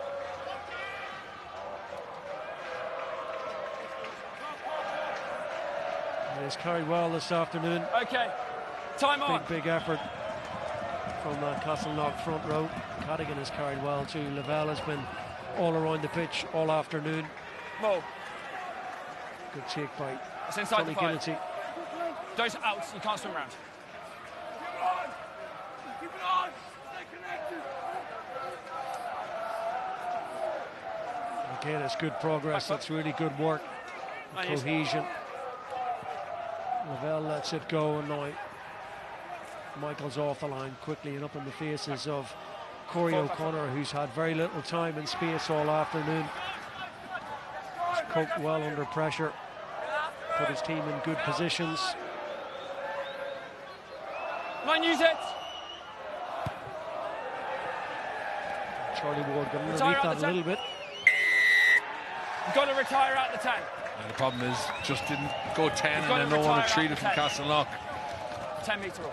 Players in front of the All kicker with a offside within the 10 caterpillar. metres. Go. Let's go for goal. Yeah. There's no bonus points on offer here, and Michael's already have the 4 tries, and it's just an opportunity to take a little bit of sting out of the game, try and add 3 points, get some goal kicking practice for Quigley. And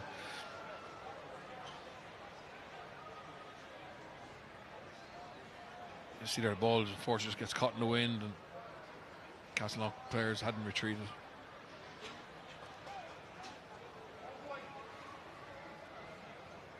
I was watching Joe Quigley kicking in that school's festival final down in Thailand against the boys from Westlake High School in Auckland. Very, very different conditions. The ball was flying an absolute mile in the heat of Thailand, but here we are at the back end of January in Dublin 4. The wind and the rain.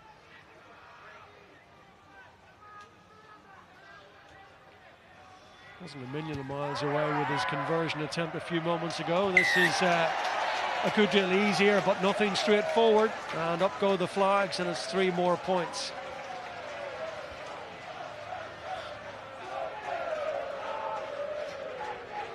Joe Quigley's grandfather is Sean Barrett, the former Count Corla and Minister for Defence and the Marine.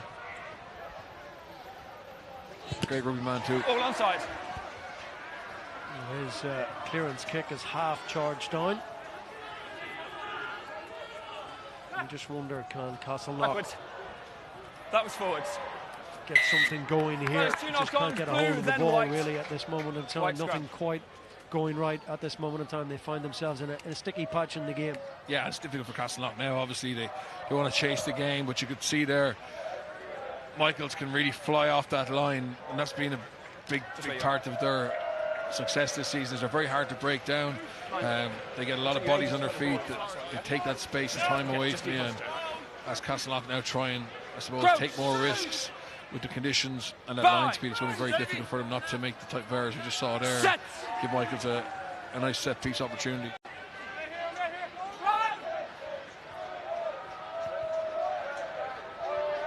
A lot of backfield to be covered back there for Castleknock.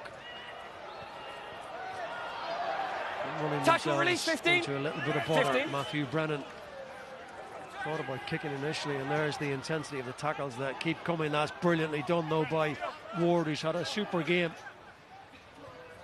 Yeah, Ward won't lie down, and he'll look to probe around the fringes here. They probably have to get a little dent there to open up a little bit of space on the outside, like you're starting to see here, but very difficult to keep it in hand down that 5 metre channel. 11 takes up. Pass back inside instead went to the hand of That's Rory knocked on. Brennan. Forward off the hand of David Walsh. Charlie Ward now.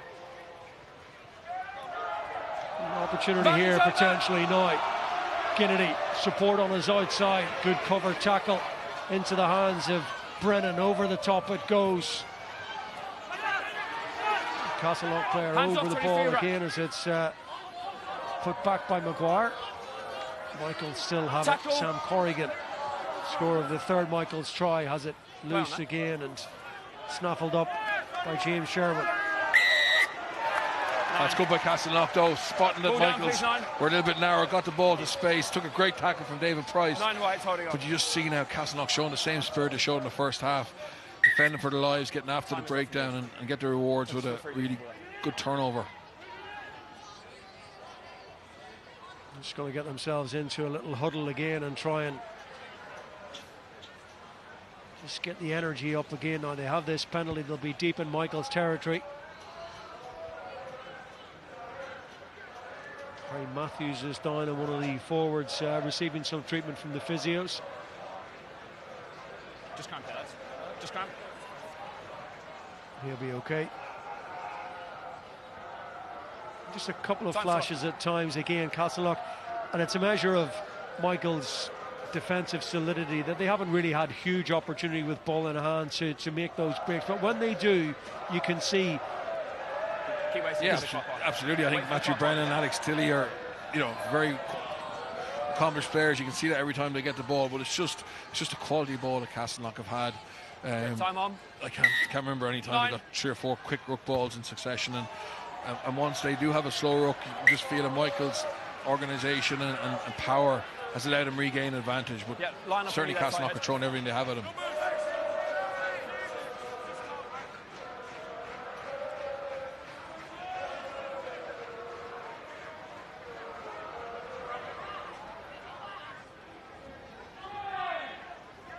So Lavelle once more that midway inside that Michael's 22. Brilliant take.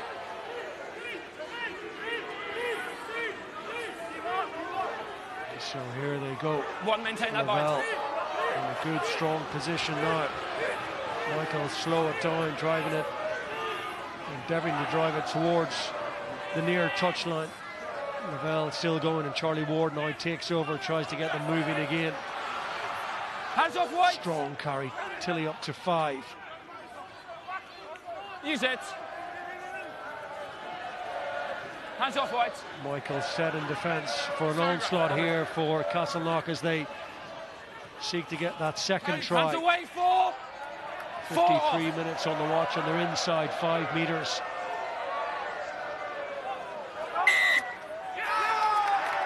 Just a handling error on the ground there as they look to try and get set and get that latch going, and the opportunity passes them by. Yeah, and again, it was a good maul, built well, but just they had to pull away and play away from there. And once they did, once they got away from that set piece, you just feel that it's very difficult for them to bash their way over. Again, Michael's really well organised, good body position around the ruck. You just see him there waiting, and then just fortunately the ball's knocked on from Castleknock. We're probably starting to show a little bit of fatigue. Put a huge amount of effort into this game to make it competitive.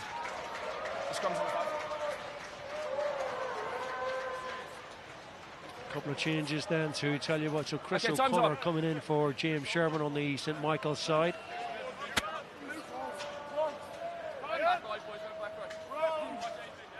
Miles Berman, I think, is also in as well. Look, 29 points to 5 up. Everyone has played their part for St Michael's. They can afford to be selective in terms of their replacements and how they wish to use them at this point in the game. Still plenty of rugby to be played in this one. Charlie McConnell takes it on wearing number 22 for Michael's. Rian Coogan. Hold in front, White, all of you, 4. Yeah, it's a lovely exit, isn't it? Just straight back into the pocket, and Quigley just nurses that ball up the line. And again, now when you're Michaels and you're 29-5 up with last quarter of the game, you don't have to take any risks. You just, Andy Skeen has got his bench on, but like Quigley will make sure that they're playing the right areas. There's a bit of control to this. That's been a feature of the game. As much as we've been impressed with Michael's couple of tries they scored from top penalties, close quarters, their backline has been good. They've been really effective, efficient. They haven't given Castleknock anything cheaply all day. No, and in fairness, that's maybe something that you criticise them a little bit in the last couple of years, is that at times they're maybe too pragmatic or too conservative. But today, the conditions the way they are, first game of the cup campaign, it's just going to give them huge confidence here. And it's just so well organised and very, very well drilled, but also lots of talent in there as well. And they'll be delighted to get through, unless it was a miracle, to get through this and see what's for them in the next round of this cup. Bye. Set. Miles Berman there Hold, wearing please. 19. Chris O'Connor, as I said, on as the Please. replacement scrum half. Starting scrum half, Charlie Ward tries to fire this Castleknock backline again. Lovely little enterprise and dink forward, but as I said, all day the coverage back there has been really good. Yeah, it's pretty impressive with Corey O'Connor there, just stayed in the fight. But eight. Makes a big tackle. Unfortunately for Castleknock, he just couldn't come up with the ball, and That is out. Still forcing to keep Michaels honest, make them clear their lines and clear them efficiently. Here is O'Connor now, slings one in field. Centre of the pitch options, left and right. Ball is there and available for Charlie Ward. O'Connor, and it just isn't quite happening. That just need that little bit of good fortune and for things to work for Castleknock, and it's another half chance going to beg it. yeah, but I love the way O'Connor just wants that ball in his hand. We just saw a big defensive moment from there, but he just wants to probe, he wants to attack the line, and unfortunately now with so many changes and, as I said, a little bit of tiredness, 13 made the tackle. some of the players are overrunning it. So there's going to be a penalty. Just not able to build that 3 or 4 phases together that can hurt Michaels. So it's a penalty against your blue 13 for tackling man without the ball. It's going to be their penalty here on the 5, okay? Your penalty, number 13, tackled a man without the ball. So, back 10, it's just going to be here. So Michaels' player tackled without the ball. Okay. Is the decision. The assistant Time is referee has on. spotted it here. So 13 tackled a man without the ball. across comes David 13. Lucy.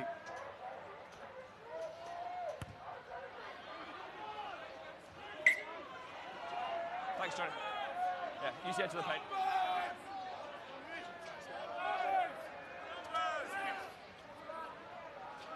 A lot of activity on the replacements benches down beneath us.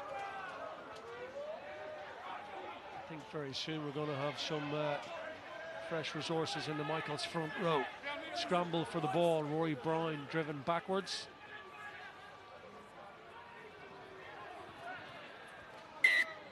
Now it's spilled forward right on halfway.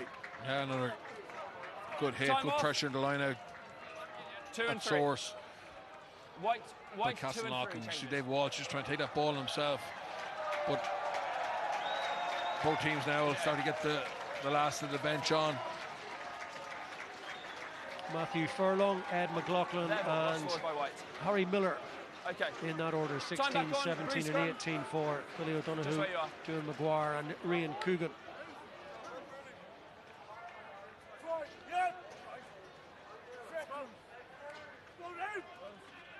Good shift Crouch. from the front row union. Bye. Lots of big carries. Set. Coogan in particular, and Maguire very effective.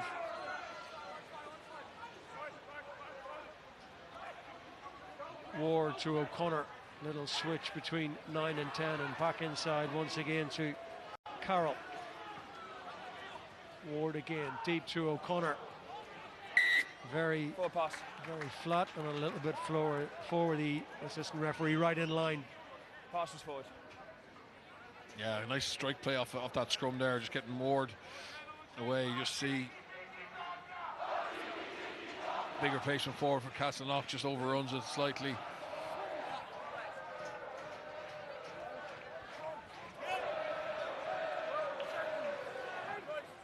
No let up in the noise.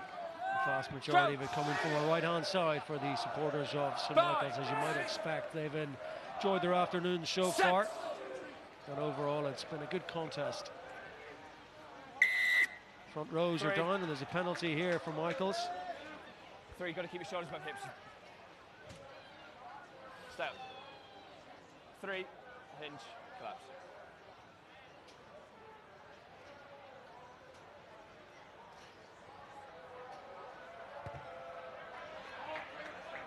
Quigley finds his touch just beyond the 10-metre line. Edge of the paint. Oh no, I wonder, has he done himself maybe just a little bit of cramp? Can you get inside the 15 if you're part of the lineup? I'd say Michaels will take no risks If with you're that. are you receiver? You've got to be, yeah, you're going to be inside the 15. Yeah, just cramp. And I wonder when you pull up straight away after a kick like that, did he just tweak If something? you're part of the lineup, you've got to be inside the 15. Can't be hanging out here.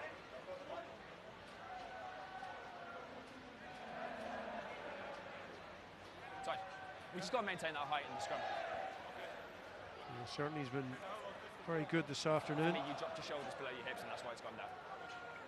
All good, yeah? Yeah, yeah. Thanks for that. Nice and cool. 8. Yeah, no, I just felt that they definitely got space just because they passed it. Yeah. Do it. Yeah. They ran line right in depth. Yeah.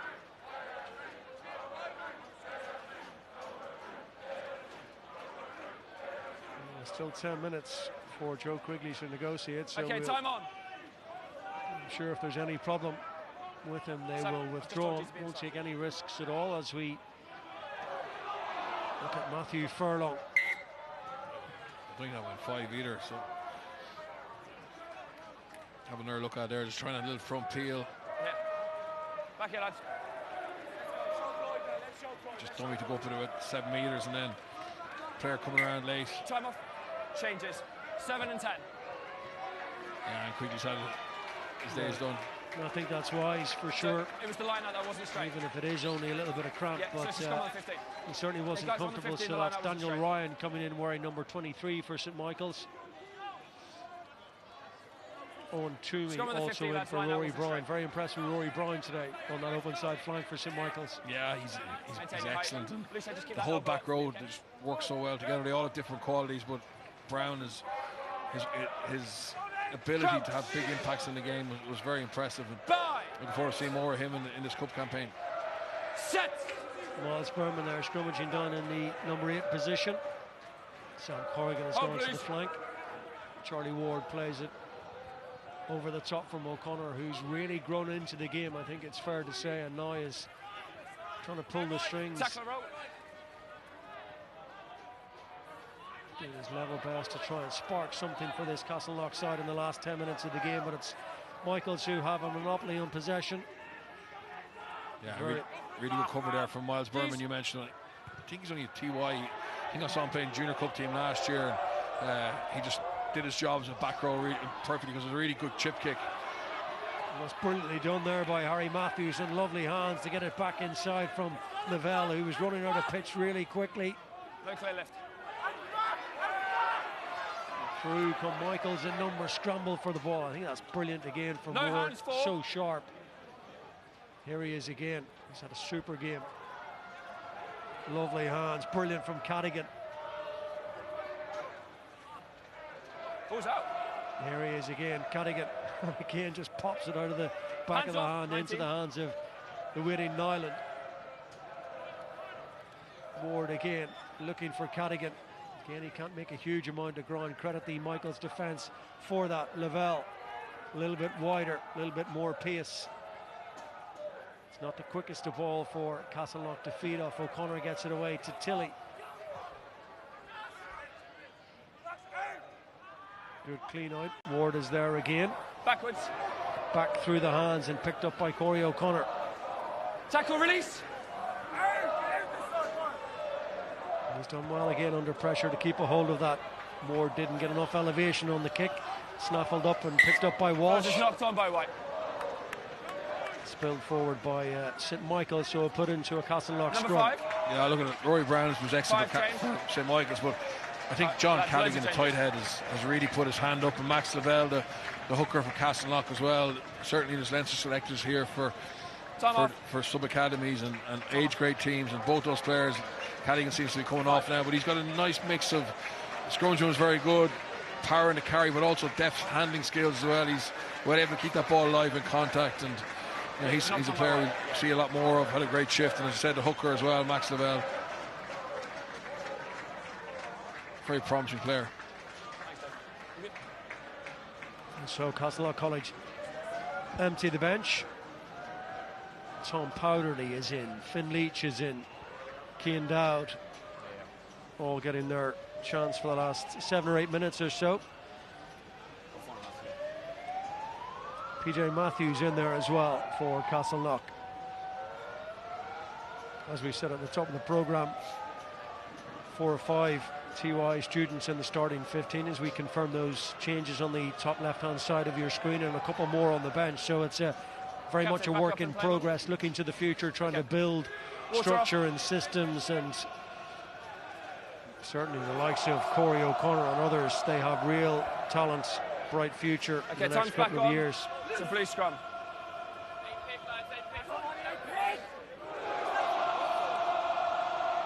Crouch! Bye! Certainly Charlie Ward has had a brilliant game. Set! That's Tom Powderly in his place. O'Connor then. Brennan. Tireless effort from Matthew Brennan today.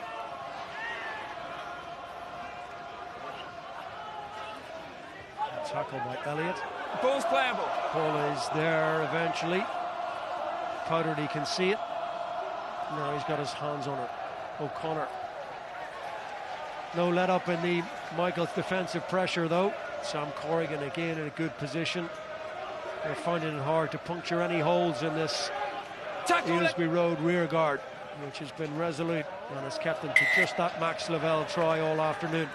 Yeah, and you can see that little error there is just a function of how organised and how dominant our Michaels were there in those previous phases. No let up, even with all the replacements on. In actual fact, you would say that the defensive intensity is nearly upped it with the fresh legs from the bench, and Castleknock was just trying to pull a rabbit out of a hat, but there's just no space. And we saw previously Ward trying to take the kick over the top. 9. That didn't even work because just everything is in Michael's favour now. And when you're 16 or 17 years of age and you're in the first round of the cup and you're 29-5 down, it's not just the physical fatigue, it's the mental fatigue as well. And very difficult for Castleknock to show the true colours. Now, would they put a huge effort into this? Michael's making progress. Nice interplay between Ethan Black and Lucy, and now Walsh, and he gets his head up and his hands free. Slings the pass out towards Matthew Furlong, just a little bit in behind him, and Castleknock try and come through again. But O'Connor. A little over 5 minutes remaining. Lucy into play, scrum half, and 8 no. It's a tackle, you've got to come ball back is right. there and available for O'Connor again, and Black gets involved and they sling it over the top, and numbers potentially. Back please. Into the hands this time of McLaughlin. Ed McLaughlin in off the bench, and we're in 17 for Michaels, and now Lucy gets it free to Price. They're all calling for it now. They're queuing up. Elliott has carried well all afternoon, strong. He's made a huge amount of tackles as well as Corrigan. Another busting run from him. Toomey wants it. Instead, it's into Miller. All getting involved. Yeah, good imprint from the bench from St. Michael's. They're all keen to get involved and put their hands up for further selection. You get the sense there's a real competition for places in this Michael's squad, as there usually is. Try line beckoning again. All hands to the pump for Castleknock. Is it to be a hat-trick potentially for David Walsh? Can he find his way to that try line? He can, you know. Yes, he can. I'm pretty sure that's a hat-trick for big David Walsh in the second row. The smile will confirm it. Yeah, but the build-up play is just relentless, isn't it? It's just phase after phase. They probed down the left-hand side and got some good gain line with Price and Pat Wood, and then they come back and it's just carry after carry. And again, it's been so impressive. Their ability to capitalise on good field position and turn it into tries has been incredible. Their efficiency in that area of the game has been excellent, but it's down to really good discipline, getting the right people carrying the ball, the right people in behind, and being relentless in those carries.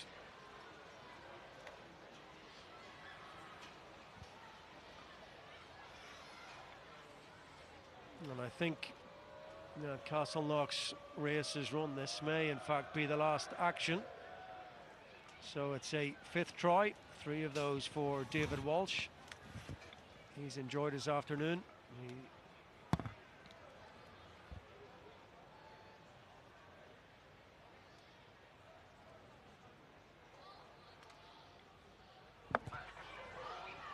It's a good strike, but it stays out to the right-hand side and wide of the uprights, but it's a very impressive opening first showing from St. Michael's College.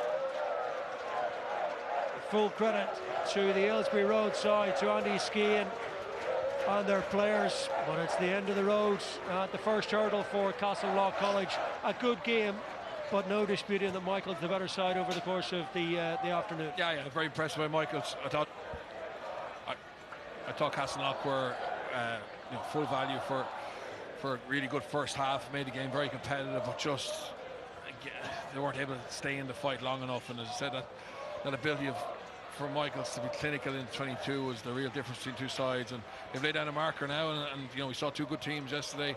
Obviously Clongowes bowed out, Belvoir still in the cup, but Michaels will be hard beaten, and I said earlier on, there's supposed to be 4 or 5 teams this year that could win it, but certainly Michaels deserve to be amongst those.